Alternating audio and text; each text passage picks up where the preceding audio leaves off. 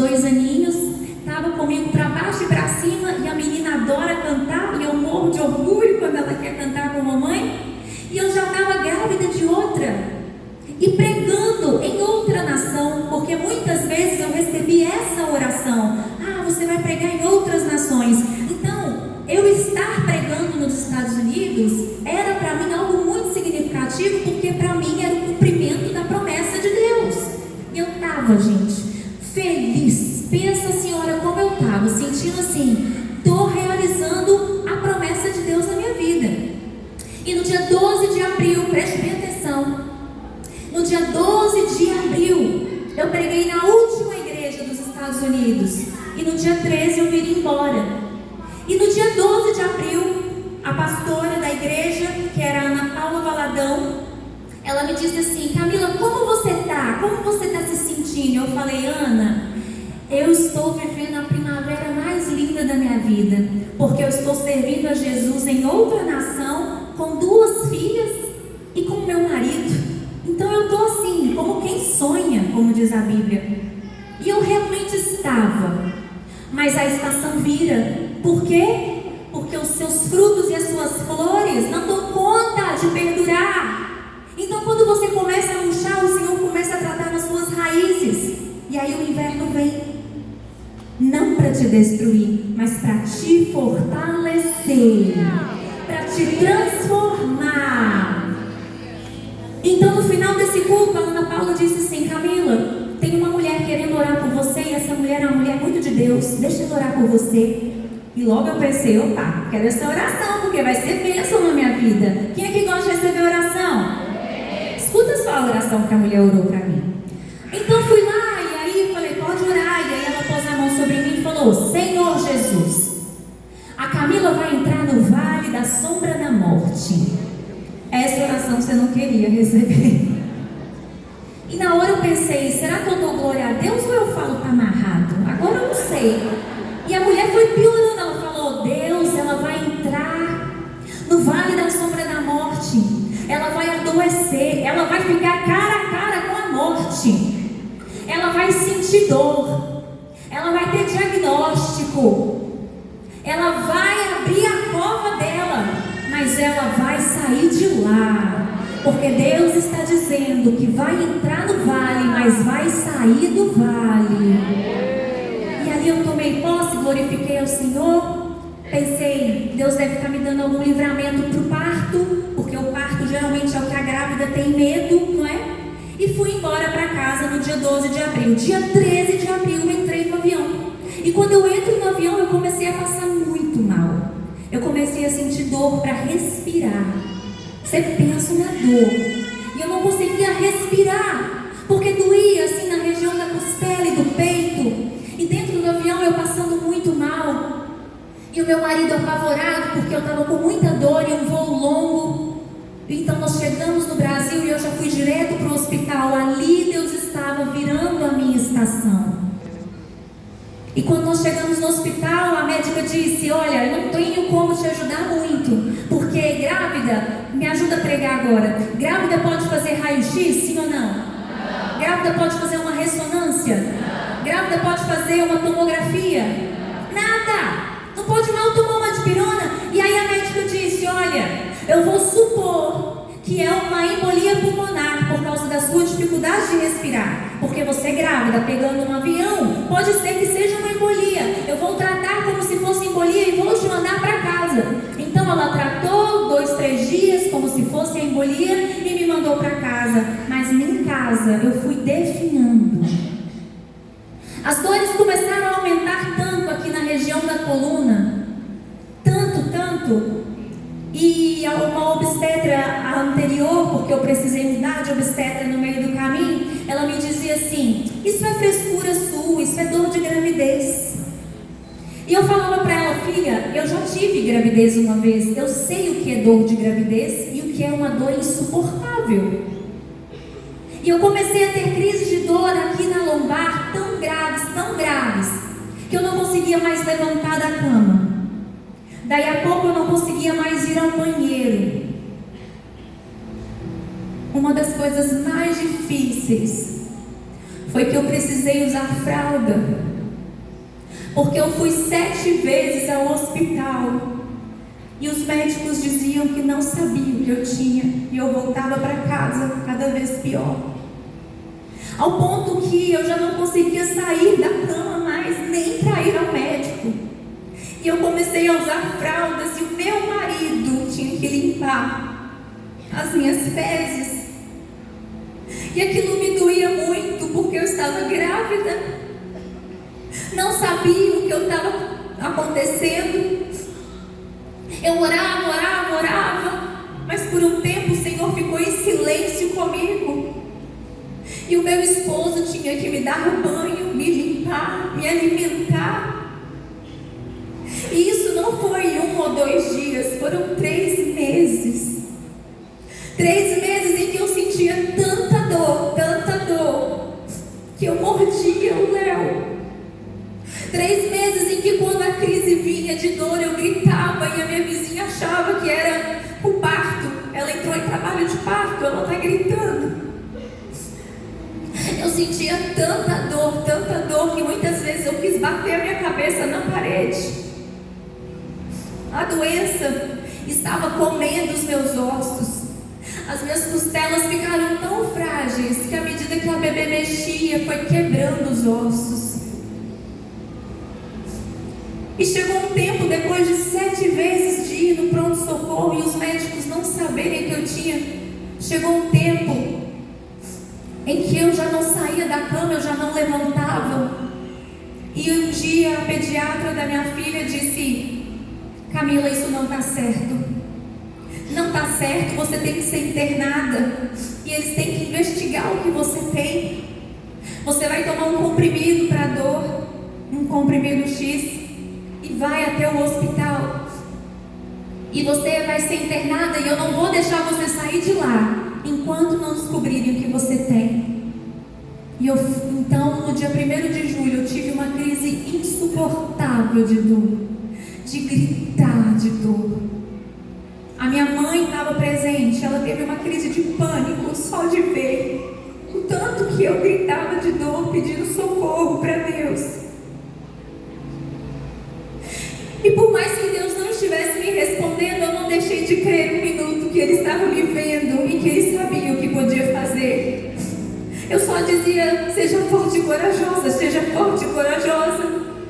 E o meu marido às vezes dizia: fique em silêncio para poupar energia. Mas eu sabia que eu tinha uma necessidade de declarar a palavra sobre a minha vida, sobre a vida da minha filha. E no dia de ir para o hospital, a minha mãe teve essa crise de pânico, e às vezes ela me conta até hoje, só de lembrar a cena, porque o meu marido não podia me pegar no colo, parecia que ia quebrar tudo, ele tinha que me arrastar. Ele me pegava pelas axilas e me arrastava, era a única forma que eu conseguia. Eu não consegui botar a roupa. Minha mãe jogou um tecido por cima de mim, porque eu não conseguia colocar roupa. Eu fui para o hospital praticamente nua. Tudo doía. Eu estava no inverno e Deus tinha me colocado lá. E quando eu cheguei no hospital, então, no mesmo dia, o médico de coluna chegou para mim e disse: filha, eu sei o que você tem. Eles me deram morfina, o que conseguiu amenizar um pouco a dor, mas a dor não parava. E eu falei: doutor, como o senhor sabe o que eu tenho? Se há 3 meses eu venho vindo em médicos e ninguém descobre, porque eu não posso fazer exames. E ele disse: eu sei o que você tem.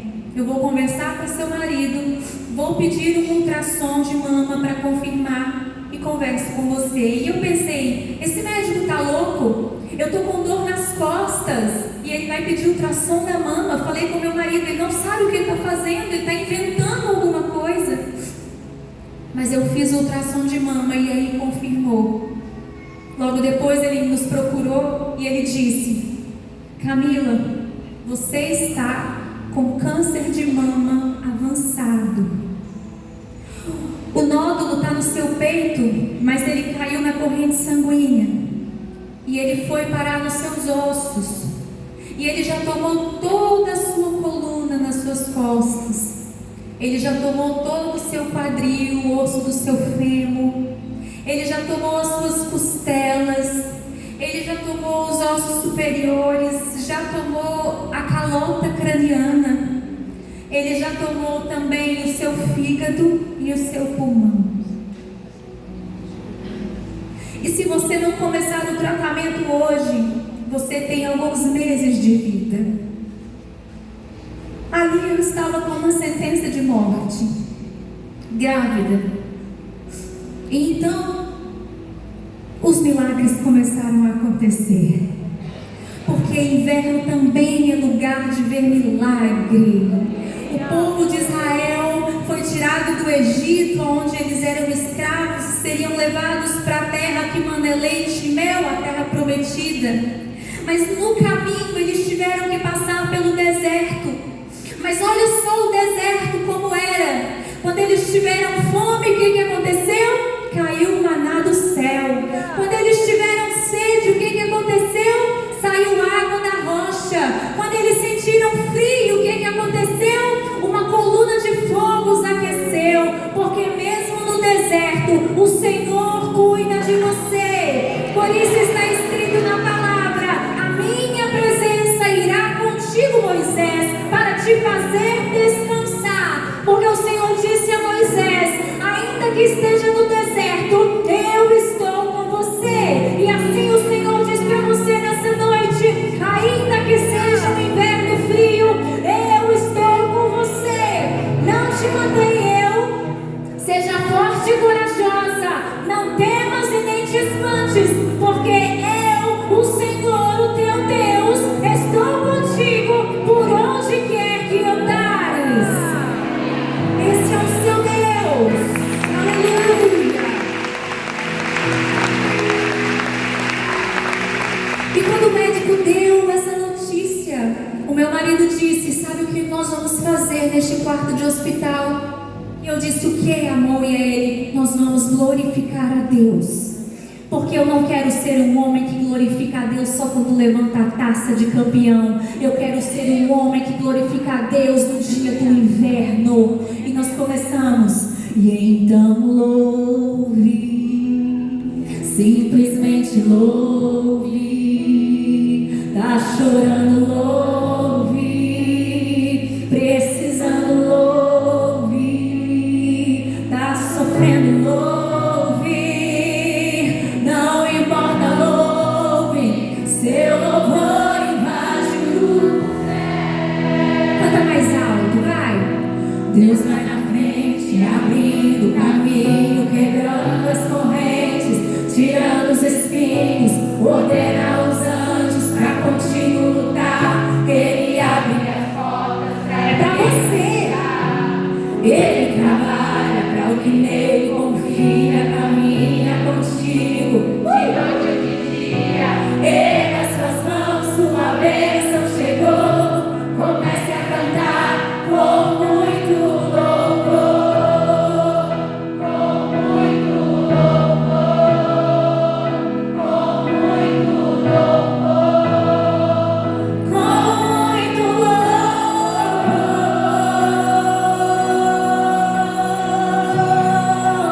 Adore ao Senhor no inverno, adore ao Senhor em qualquer circunstância.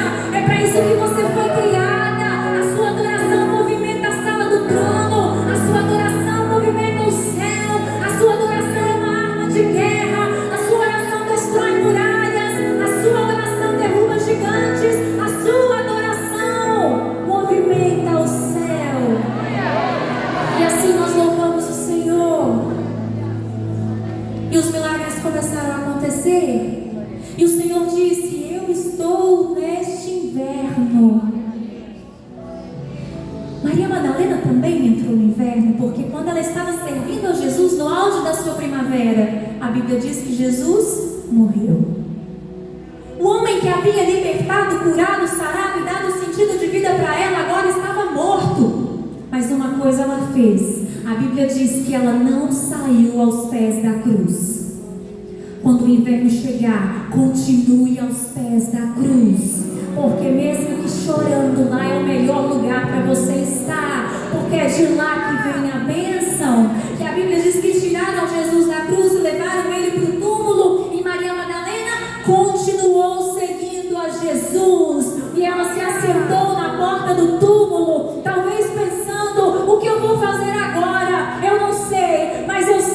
vou continuar aqui, olhando para o meu Senhor, porque algo novo vai acontecer.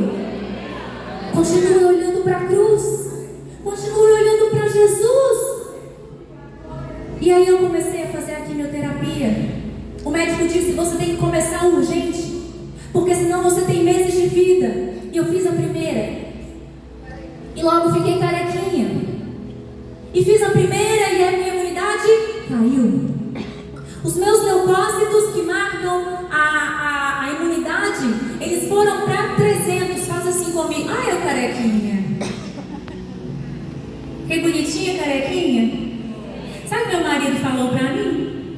Você tá careca de saber que eu te amo. Fazer piada, né? Então, irmã, a imunidade minha caiu muito. E os meus leucócitos foram para 300. Faz assim comigo, ó, 300. Você precisa saber disso agora. Estava em 300. E o médico falou: Camila, temos um problema. Você fez a quimioterapia, mas para você fazer outra agora nós temos que tirar neném. Porque eu estava tomando 15 medicações para dor. Era muito remédio para um feto, era muito remédio para um bebezinho. E o médico disse: nós temos que tirar ela antes da próxima quimioterapia, porque senão ela não vai aguentar. Eu falei: então vamos para o parto. Mas o médico disse: não podemos, porque se você for para uma mesa de parto agora, você morre. Os seus leucócitos em 300, você não suporta uma cirurgia. E eu falei: e agora? E aí ele disse: agora a fé de vocês tem que entrar em ação, porque só um milagre. Então meu marido falou assim: porque para Deus nada é impossível. Lucas 1,37. E meu marido disse: quais são os leucócitos? Não aplaude não, peraí, eu preciso pregar. Ele disse assim: quais são os leucócitos? Segura essa palma aí. Quantos são os leucócitos que a Camila precisa ter para ela ir para a mesa de cirurgia e não morrer? E o médico disse: ô meu filho, ela precisa de 1000 leucócitos, é o mínimo. Mas eu já te adianto, é muito difícil, porque está em 300, aí vai subir para 310, aí cai para 200, aí sobe para 350, aí cai para 200 e pouco de novo. É muito difícil, é só um milagre. E o Léo disse: então eu vou chamar esse milagre a existência na oração. E aí ele começou: Senhor, manda 1000, manda 1000, manda 1000. Ele junto com meu irmão mais novo, e eles só oravam simples assim: manda 1000, porque a oração do Senhor, a oração do justo pode muito em seus efeitos. E a Bíblia diz que se ligares na terra, está ligado no céu. Então eles começaram a declarar: tudo o Senhor pode, se creres verás a glória de Deus. Manda 1000, manda 1000, manda 1000. E no dia seguinte, aí agora se você tem um glória a Deus, você vai poder dar. Porque no dia seguinte o médico abriu a porta assustado e disse: você não sabe o que aconteceu. E o Léo falou: o que aconteceu? E ele disse: os leucócitos da Camila subiram para 2.300.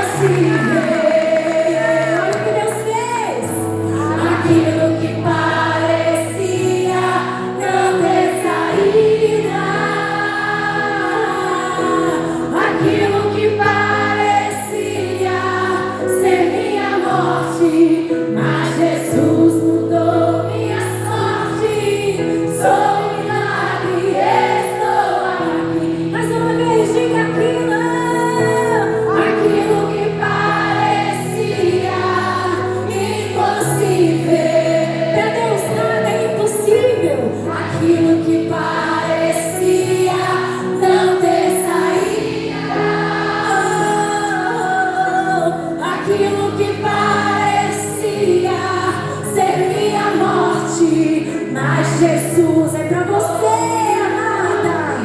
Sou um milagre. Aleluia. Você é um milagre. Fala isso pra quem está do seu lado. Fala: você é um milagre do Senhor. Se assenta que eu vou falar mais 10 minutinhos. E aí o Senhor disse: eu estou com você, filha, nesse inverno. Fica tranquila, porque eu sou o Deus que muda os tempos e as estações. Eu pus o inverno, eu vou te tirar de lá. Eu sobrevivi ao parto. Eu já não morreria mais, porque o Senhor garantiu através de um milagre. Mas seguimos para a próxima dificuldade.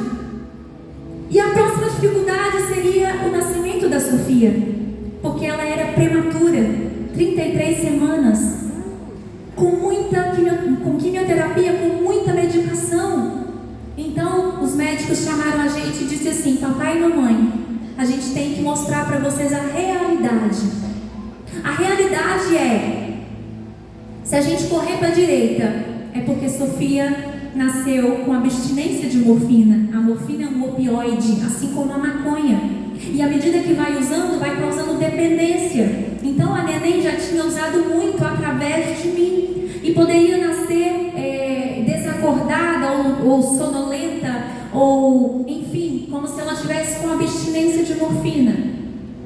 Se a gente correr para a direita é porque a neném nasceu com parada respiratória, a gente tem que reanimar. Ou se a gente for para o outro lado é porque ela nasceu e morreu. O cenário era o pior, mas eu tinha uma palavra. E uma palavra do Senhor muda todas as coisas, porque a Bíblia diz que a terra era sem forma e vazia, e Ele disse: haja, e houve. Uma palavra do Senhor liberada sobre a sua vida é o que você precisa para enfrentar um diagnóstico. Uma palavra liberada pela sua vida é o que você precisa para deixar de ser estéril e ser mãe de filhos. É uma palavra do Senhor liberada. E a mulher que orou por mim, ela disse assim: você vai ver a morte de perto, mas a neném não vai ter sequela.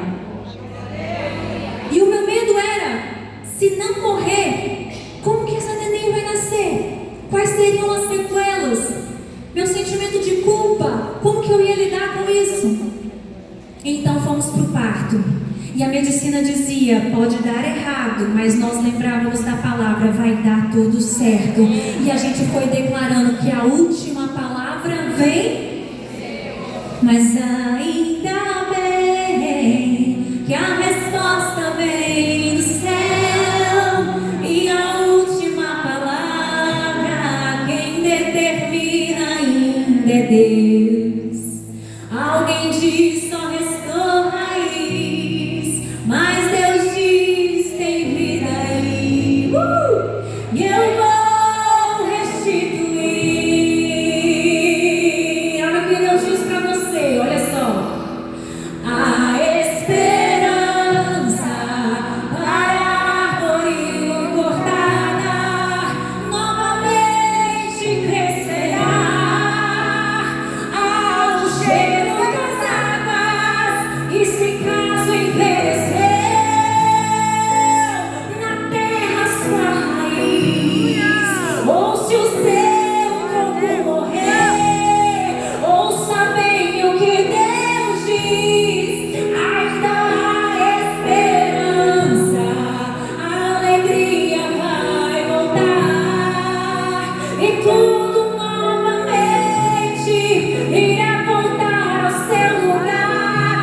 A água já está presente e vai começar a regar. Vai ser tão lindo o testemunho que a Camila vai contar. Eu fui uma árvore cortada, mas ao cheiro das águas vem Deus minha vida restaurar. Vai ser assim na sua vida também, porque o rio de Deus está neste lugar. Será que você pode respirar fundo? Sente o cheiro das águas com seus olhos espirituais. Permita-se enxergar o rio de Deus passando aqui. E ainda que você esteja cortada ou com as raízes secas, o Senhor está neste lugar. A água já está presente e você vai voltar para casa hoje comemorando os seus novos frutos. Fomos para a sala de parto e o médico disse: mãezinha, não se apavore, porque a neném vai nascer em silêncio, não vai ter o chorinho do bebê. Mas eu tinha uma palavra. E o que acontece? Quando tiraram a neném da minha barriga, ela nasceu chorando alto, para a glória de Deus, chorando alto, cheia de saúde, não precisou ser reanimada, não precisou de nada, não precisou nem do CTI. Sabe o que ela precisou?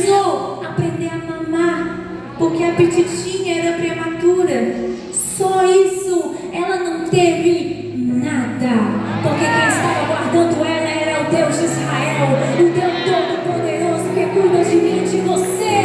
Se você tem uma palavra de Deus, não permita que a palavra do homem sobreponha, não permita que o homem fale sobre você. Continue dando ouvidos ao que Deus pensa ao seu respeito e à sua história. Minha pequenininha então estava, graças a Deus, guardada. E eu queria saber se você tem mais um glória a Deus aí para ouvir mais um milagre. Porque eu ainda estava no deserto, eu ainda estava no inverno, mas o Senhor estava me tirando do inverno e me trazendo para o verão. Porque a Bíblia diz que o sol da justiça é Jesus Cristo. A palavra de Deus diz em Isaías 61: levanta-te e resplandece, porque já vem brilhando a glória de Deus sobre ti. A boa notícia é que o seu inverno vai passar e o Senhor vai te levar para um verão onde a glória vai brilhar constantemente sobre você.